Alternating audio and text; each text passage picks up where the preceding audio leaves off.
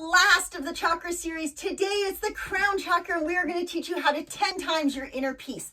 Crown Chakra is something that I think for most people is either overactive or underactive. It is really hard to find balance in this chakra, but we are going to share with you why you should try to strive for it, because even if you don't get it perfectly balanced, in the process of trying to achieve balance here, I think you 10 times your inner peace is something worth going for, because who doesn't want to feel a little bit of inner peace? I know I don't like feeling turmoil inside. Yeah.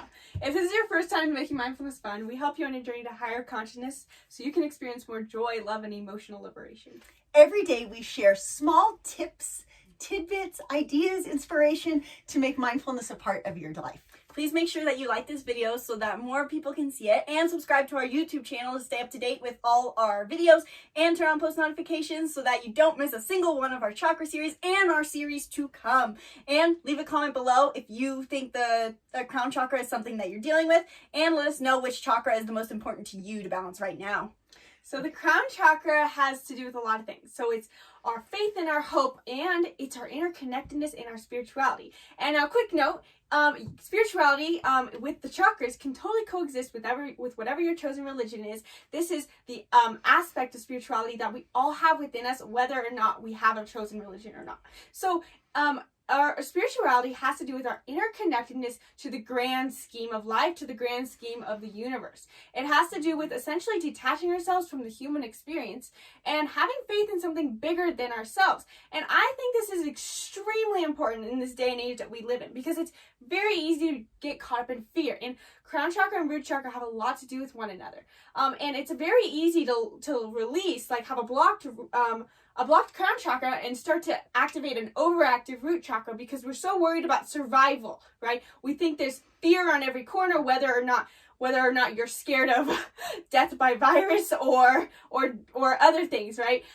We have this fear, but when we activate our crown chakra, we start to think about, one, it's a part of it is not being so scared of death, and also just seeing ourselves as there, as activating all the different laws of the universe, which can include the law of attraction, the law of correspondence, the law of karma, all of these things that somehow exist in the quantum field, and we can't really explain them, that they're proven laws of nature in the universe that somehow are magically existing in this reality, even though they seem like magic, like something that shouldn't be tangibly real. Yeah, and the biggest thing, each chakra has a symptom when it's underactive or not being used right. And the biggest one for the crown chakra is when you don't have a healthy crown chakra, you have people tend to have depression or no joy for life.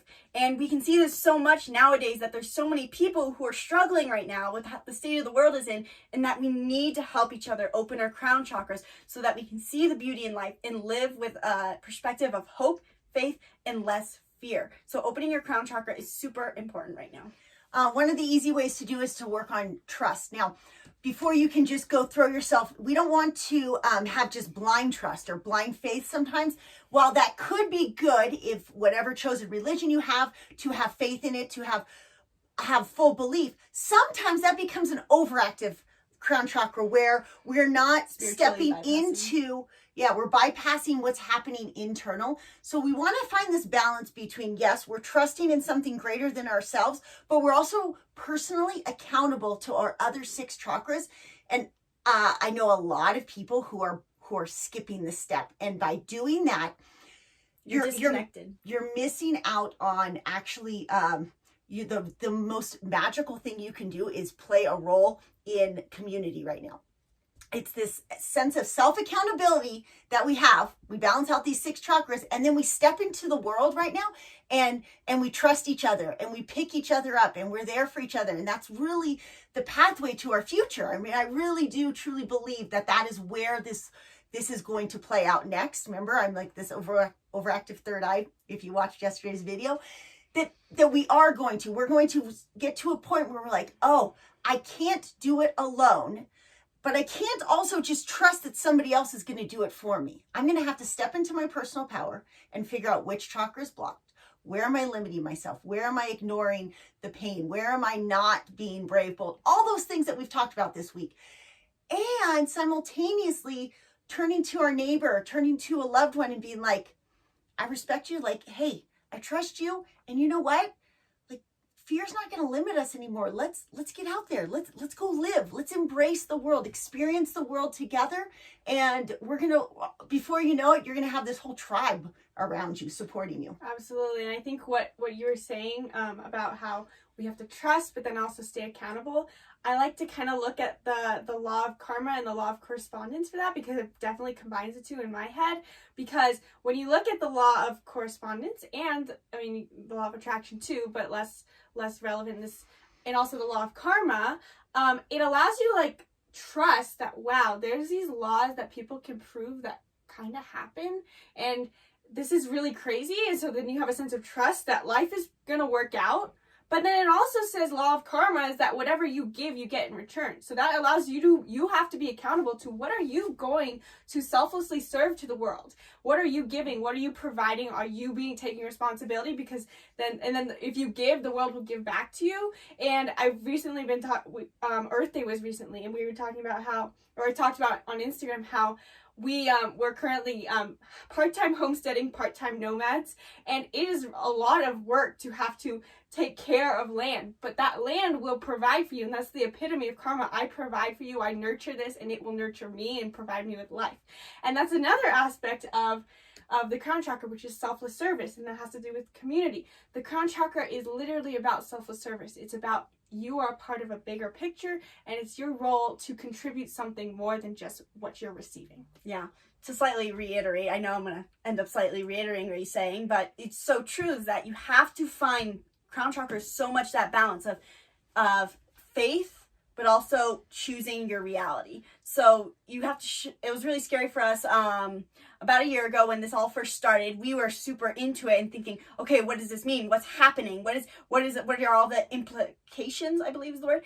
And we had a friend who we were talking to this about, and they were just like, yeah, whatever, whatever happens. I'm not going to really think about it and just like trust in the universe.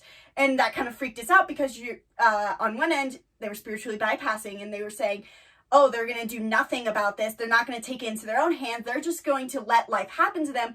And while that is good to some level to trust, it was unhealthy in a sort because they weren't taking action in making reality their own. They weren't showing up and giving their energy and what they can offer. They weren't serving anyone else. They were saying, oh, I am just in my own world and things will happen to me. And so we need to find that balance in being not only faith, but also taking action in the world. Surrender, but also being grounded, and detachment, but also a little bit of attachment to the beauty of the world.